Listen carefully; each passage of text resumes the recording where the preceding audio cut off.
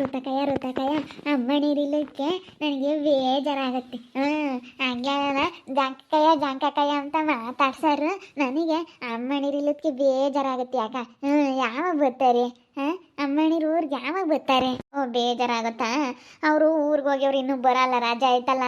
ಅದಕ್ಕೆ ನಮ್ಮಪ್ಪ ನಮ್ಮಮ್ಮಯ್ಯ ಸ್ಕೂಲ್ ಇದ್ದಾಗಂತೂ ಬರಲ್ಲ, ಯಾವಾಗಲೂ ಸ್ಕೂಲ್ ಐತೆ ಅಂತೀರಾ.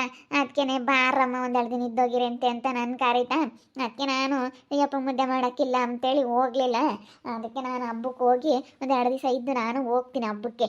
ನಾನು ಭಾನುವಾರಲ ಸೋಮವಾರಲ ಹೋಗ್ತೀನಿ. ನಾನು ನಾಳೆ ನಾಡ್ದಾಗ ಹೋಗಿ ಹಬ್ಬ ಮುಗಿಸ್ಕೊಂಡು ಅಪ್ಪರ ಅಂಗಡಿಗೆ ಪೂಜೆ ಮಾಡ್ತಾರೆ, ಪೂಜೆ ಎಲ್ಲ ಮುಗಿಸ್ಕೊಂಡು ಬರ್ತೀನಿ.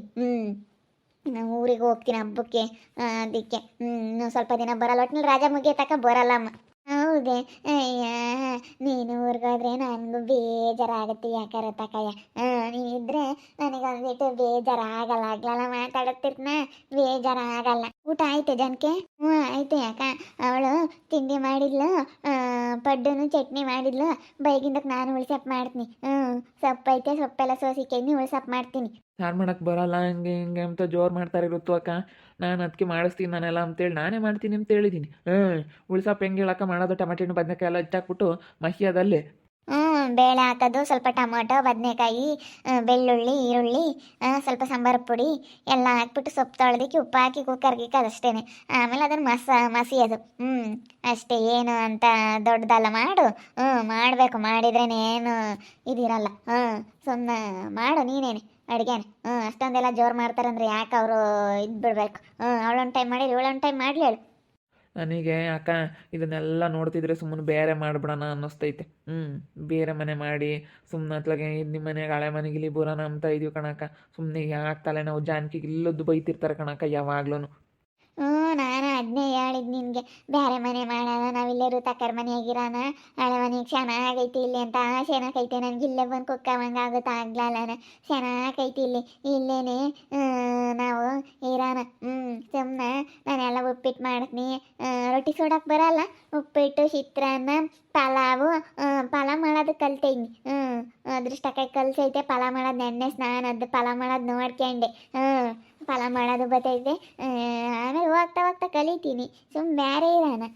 ನಾವು ಈ ಮನೆಗೆ ಬರೋಣ.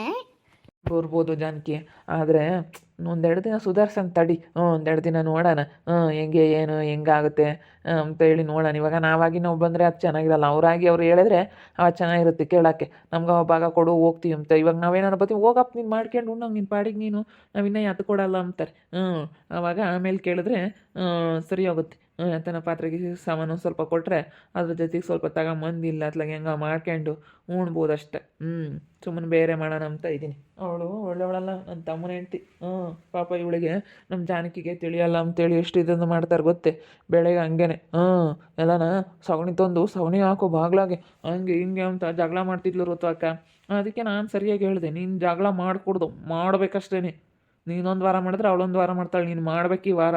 ನಿನ್ನ ದೊಡ್ಡ ಸೊಸೆ ಅಂದಮೇಲೆ ಇವಳು ಈ ವಾರ ಮಾಡಿದಾಳೆ ಅಂದಮೇಲೆ ಇವಳು ದೊಡ್ಡ ಸೊಸೆ ಈ ವಾರ ಮಾಡ್ಯಾಳೆ, ನೀನು ಸಣ್ಣ ಸೊಸೆ ನೆಕ್ಸ್ಟ್ ವಾರ ಮಾಡಬೇಕು ಅಂತ ಹೇಳಿ ಸರಿಯಾಗಿ ಹೇಳಿ ಉಗಿದು ಬಂದಿದ್ದೀನಿ. ಹಂಗೆ ಒಯ್ಯಕ್ಕೆ ಬತ್ತಾಳೆ ಋತು ಅಕ್ಕ. ನಾನು ಅದಕ್ಕೆ ಸೊರಿಯಾಗಿ ಹಿಡ್ಕೊಂಡು ರಾಮಮ್ಮನ ಕೆನ್ನಿಗೊಂದು ಕೊಟ್ಬಿಟ್ಟು ಹೋಗಿ ನಿನ್ನ ಆಸೆಗೆ ನಾನು ಕೊಟ್ಟು ಯಾಕೆ ಬರೋದು ಅಂತೇಳಿ ಕೆನ್ನಿಗೊಂದು ಕೊಟ್ಬಿಟ್ಟೆ ನೋಡು. ನನ್ನೇ ಒಯ್ಯಕ್ಕೆ ಬತ್ತಾಳೆ. ಅದಿಸ್ಕೋಬಾರ್ದು. ಯಾಕೆ ಅದಿಸ್ಕೊಂತೀಯ? ಸರಿಯಾಗಿ ಕುಟ್ಟೆ ಬರ್ಬೇಕು ಯಾರನ್ನೇ ಆಗಲಿ. ಹಂಗಾದ್ರೆ ಮತ್ತೆ ಇನ್ನೊಂದು ದಿವಸ ಹೆದರಿಕೆ ಅಂತಾರೆ. ಸರಿಯಾಗಿ ಕಪ್ಪಳಕ್ಕೆ ಬಾರಿಸಿದ್ರೆ ಮುಚ್ಕೊಂಡು ಸುಮ್ಮನೆ ಆಗ್ತಾರೆ. ಅದಕ್ಕೆ ಸರಿಯಾಗೆ ತೇಡ್ಬಿಟ್ಟೆ ನೋಡು. ಅದೇ ಬಿಡಲಿಲ್ಲ. ಅಲ್ಲ ಎಷ್ಟು ಜೋರು ಮಾಡ್ತಾಳೆ ಋತು ಅಕ್ಕ ಹಂಗೇನೆ. ಅಯ್ಯೋ ನಾನು ಏನೋ ಅಂದ್ಕೊಂಡಿದ್ದೆ ಅಪ್ಪ. ಹಿಂಗೆ ಬಿಟ್ಟರೆ ನಾನು ಹೇಳ್ತೀನಿ ಏನಿಲ್ಲ ಸಾದ್ರ ತಗೊಬಿಡ್ತಾರೆ ಅಂತಾರೆ. ಅಷ್ಟೇ ಸಾದ್ರ ತಗೊಂಬಲ್ಲ ಅವ್ರು.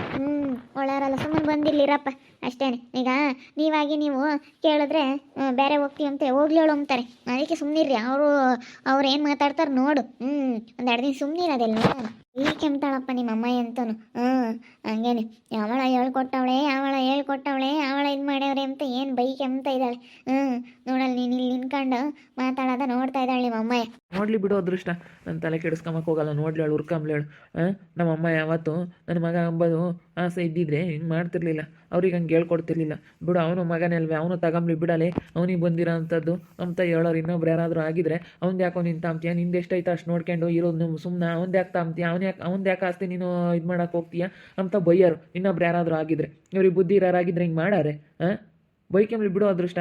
ನನಗೆ ಈಗ ಬುದ್ಧಿ ಬಂದೈತೆ ಯಪ್ಪ, ನನ್ನ ಹೆಂಡ್ತಿಗೆ ಹೆಂಗೆ ಇದು ಮಾಡ್ತಾರೆ ಅಂತ. ಎಂಥವಳನೇ ಆಗಲಿ ನನ್ನ ಹೆಂಡ್ತಿನೇನೆ ಇವಳ ನಾನು ದೇವತೆ ಥರ ನೋಡ್ಕೋಬೇಕು. ಬೇರೆ ಬರ್ತೀನಿ ಅಂತ ಹೇಳ್ದ ಅದೃಷ್ಟ, ಅದಕ್ಕೇನೆ ಬೇರೆ ಬರೋದು ಬೇಡಪ್ಪ, ನೀನು ಸುಮ್ಮನೀರು ಎದರ್ಕೊಂಡು ಹೋದ್ರು ಅಂತಾರೆ ಅಂತ ನಾನು. ಅವಳನ್ನೇ ಕಳಿಸ್ಬೇಕು, ಮನೆ ಬಿಟ್ಟು ನಾನು ಅವಳನ್ನ ಕಳಿಸ್ಬೇಕು ಆ ತಾರನ್ನ. ಹಂಗೆ ಏನಾರ ನಿಮ್ಮಮ್ಮ ಏನಾರ ಹಂಗೆ ಮಾತಾಡಿದ್ರೆ ಬರ್ರಿ, ನಮ್ಮ ಮನೆ ಐತೆ ಬೇಕಾದ್ರೆ ಕೊಡ್ತೀವಿ, ಇರ್ರಿ ಬಂದು. ಅಷ್ಟುರ್ದು ಹೋಗ್ತೈತಿ ನೋಡಿ. ಇವ್ರನ್ನೆಲ್ಲ ಯಾಕೆ ಮಾತಾಡಿಸ್ತಿದ್ದಾನು? ಇವನ್ನೆಲ್ಲ ಮಾತಾಡ್ಸೋದು ಕಲ್ವಿ ಇವ್ನು ಹಿಂಗೆ ಮಾತಾಡೋದು. ಇವಳು ಮಾಡಿರೋದೆಲ್ಲ ಮರ್ತವನೇ ನನ್ನ ಮಗ. ನೋಡ್ತೀನಿ ಅದೆಲ್ಲಿ ಏನು ಮಾತಾಡ್ತಾನೆ ಅಂತ ಕೇಳಿಸ್ಕೊಂತೀನಿ. ಅದೆಲ್ಲಿ ಏನು ಮಾತಾಡ್ತಾನೆ ಅಂತ. ಓ, ಯಾಕನ ಮಿತಿ ಮೀರದ ನೀ ನನ್ನ ಮಗ. ಇವಳು ಮಾಡಿರೋದೆಲ್ಲ ಮರ್ತವನಿ.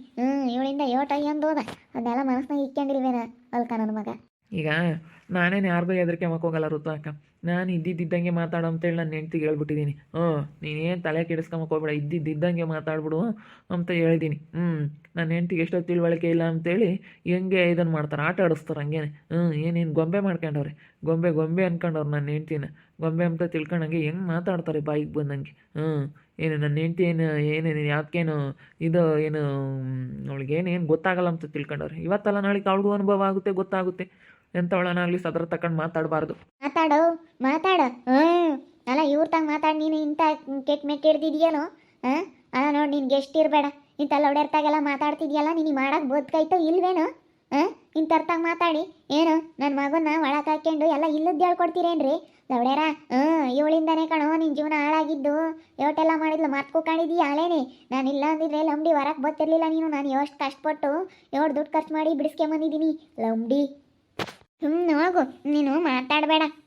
ನಮ್ಮ ಅಯ್ಯಪ್ಪ ಋತಕ್ಕನು ಅದೃಷ್ಟಕ್ಕನು ಮಾತಾಡಿಸ್ಕೊಂಡು ಚೆನ್ನಾಗೈತೆ. ಅವರು ಮಾತಾಡಿಸ್ತಾರೆ, ಅವರು ಚೆನ್ನಾಗಿದ್ದಾರೆ. ನಿನ್ಗೆ ಯಾಕೆ ಬೇಕು? ಇಲ್ಲಿಂದನ ಹೋಗು. ಮುಚ್ಚ ಬಾಯಿ, ಮುಚ್ಚೆ. ಮಾತಾಡ್ಬಿಟ್ಟಿದ್ಯ ಅಂದ್ರೆ ಸರಿ ಆಗೋದಿಲ್ಲ. ಮಾತಾಡ್ತಾಳೆ. ಮುಚ್ಚ ಬಾಯಿ, ಮಾತಾಡಿದ್ಯ ಅಂದ್ರೆ ಸರಿ ಆಗೋದಿಲ್ಲ. ಇವಳು ನನ್ನ ಮಗನ ಯೋಟಾಯಿ ಅನ್ಸೇಳು. ಜೈಲ್ಗೆಲ್ಲ ಕಳಿಸಿಳು. ಅದನ್ನೆಲ್ಲ ಮರ್ತು ಕಾಣವನೇ ಅವನು. ಈಗ ಮಾತಾಡಕ್ಕೆ ಬಂದವನೇ. ಇದು ಹೆಂಗ ಚೆನ್ನಾಗಿ ಆಗ್ತೀಯ ಇವ್ರತಾಗೆ? ಇವ್ರನ್ನ ಯಾಕೆ ಮಾತಾಡಿಸ್ತೀಯ ನೀನು? ಇವ್ರನ್ನ ಯಾಕೆ ಮಾತಾಡಿಸ್ತೀಯ? ಮಾತಾಡ್ಸೋದೆ ನಾನು. ಈಗ ನೀನು ಮಾತಾಡಬೇಡ, ಸುಮ್ಮನೆ ಹೋಗೋದು ಕಲಿ. ಅವಳ ಮಾತು ಕೇಳ್ಕೊಂಡೆಲ್ಲ ಬರಬೇಡ ನೀನು. ನನ್ನ ಮುಂದೆ ಮಾಡಿರೋ ಇದಕ್ಕೆ ನಾನು ನೆನೆಸ್ಕೊಬಿಟ್ರೆ ಅಷ್ಟು ಸಿಟ್ಟು ಬರೋದಿಲ್ಲ. ಅವಳು ಒಳ್ಳೆಯವಳಲ್ಲ ಅವಳು. ಎಲ್ಲನ ಅವಳಿಂದಲೇ ಆಗಿರೋದು. ಹೋಗಿ ನನಗೆ ಎಲ್ಲ ಗೊತ್ತೈತಿ. ಎಲ್ಲ ಗೊತ್ತಿರೋದಕ್ಕೆ ನಾನು ಮಾತಾಡ್ತಾ ಇರೋ. ಸುಮ್ಮನೆ ಮಾತಾಡಲ್ಲ. ಸುಮ್ಮನೆ ಇಲ್ಲಿಂದ ಹೋದ್ರೆ ಸರಿ. ಯಾಕೋ ಹಿಂಗೆ ಮಾತಾಡ್ತೀಯ? ನಾನು ಹಂಗೆ ಅಂದ್ಕೊಂಡೆ, ಎದ್ದಾಗಿಂದಲೂ ನಾನು ಹಂಗೆ ಅಂದ್ಕೊಂಡೆ.